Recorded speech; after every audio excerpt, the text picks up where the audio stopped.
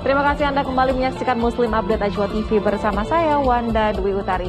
Ya, sebelum kita masuk ke informasi selanjutnya, pemirsa, saya akan sapa terlebih dahulu Ustadz Erik Yusuf yang sudah bergabung bersama kami. Assalamualaikum Ustadz Erik, apa kabar hari ini? Waalaikumsalam warahmatullahi. Alhamdulillah baik, Mbak. Alhamdulillah sehat ya. Baik, kita langsung saja ke informasi pertama di segmen 2 hari ini. Pemirsa, setelah buron selama 21 hari, seorang pria pelaku kejahatan dengan cara menipu korbannya berhasil diringkus. Pelaku menyasar kaum hawa dengan memanfaatkan media sosial. Yang mana itu tulisannya? Unit Reskrim Polsek Tamalan Real berhasil menangkap buronan pelaku penipuan di Kota Makassar, Sulawesi Selatan, Kamis malam. Tersangka telah melakukan aksinya sebanyak 2 kali.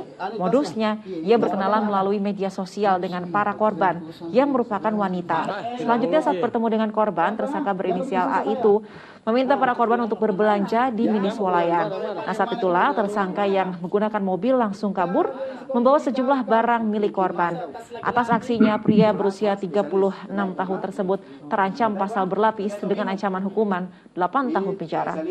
Dia tolo-tolo perempuan, ajak naik di mobil.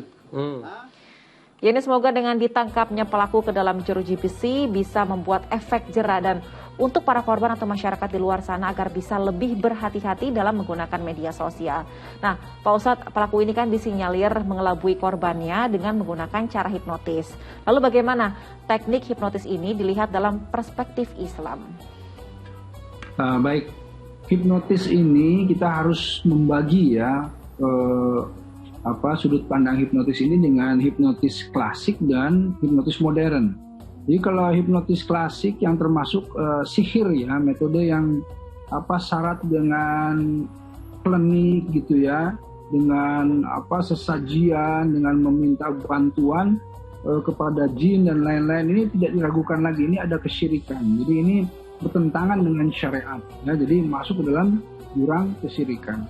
Nah, tapi kalau yang saat ini banyak itu juga ada yang berkembang yang namanya hipnotis modern. Nah, hipnotis modern ini kan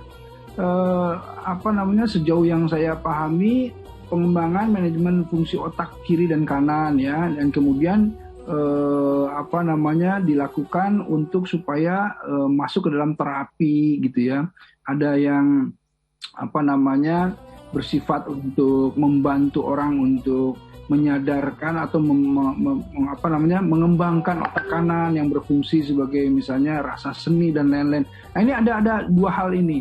Tentu yang 2 hal ini kalau kita lihat apapun yang kemudian dilakukan seperti tadi misalnya ya, ujungnya itu ketika kita melihat ada gendam, ada hipnotis yang untuk kemudian digunakan sesuatu yang buruk, tentu walaupun dengan hipnotis modern kalau misalnya dilakukan sesuatu yang buruk, tentu ujungnya juga itu akan menjadi mudarat dan dosa ya.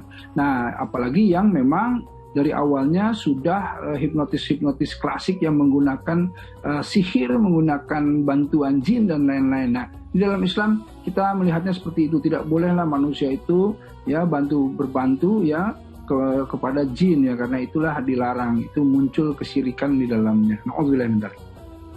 Baik, pertanyaan selanjutnya Pak Ustadz, pada zaman dahulu begitu di zaman Rasul, apakah hipnotis sudah digunakan? Dan kalau misalnya ada begitu saat itu Rasul dan sahabat menerapkannya untuk apa saja? Tentu Rasul tidak menetapkan hipnotis ya, tapi sudah ada ya, jelas sihir sudah ada pada saat itu. Ada justru yang disebut dengan mata ain. Ya, mata jahat atau mata ain ini yang bisa, kata Rasulullah SAW, unta pun bisa kemudian jatuh ya, pingsan karenanya ya. Nah, karenanya kalau anak-anak kalian terkena mata ain, segeralah di ruqyah itu dengan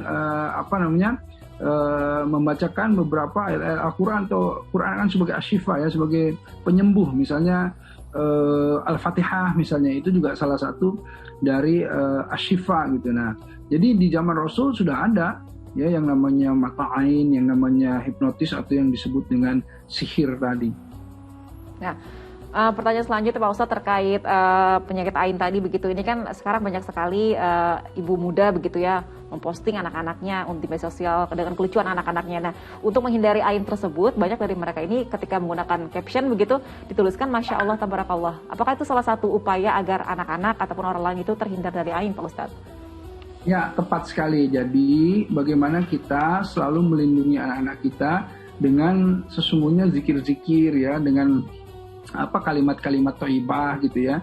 Yang jelas kalau misalnya kita dituntun oleh Rasulullah SAW ya untuk menghindari seluruh kejahatan, auzu bikalimatillah tammati min syarri ma khalaqa. Ini sebuah doa yang bisa menangkal seluruh bala ya, seluruh niat-niat jahat dari semua makhluk Allah. Nah, kita selalu harus menyisipkan kalimat thayyibah agar supaya insya Allah ya dengan upaya seperti itu kita selalu mengkaitkan kepada Allah, dan ketika kita menghadirkan Allah tentulah semua kejahatan-kejahatan dan kesyirikan dijauhi insya Allah.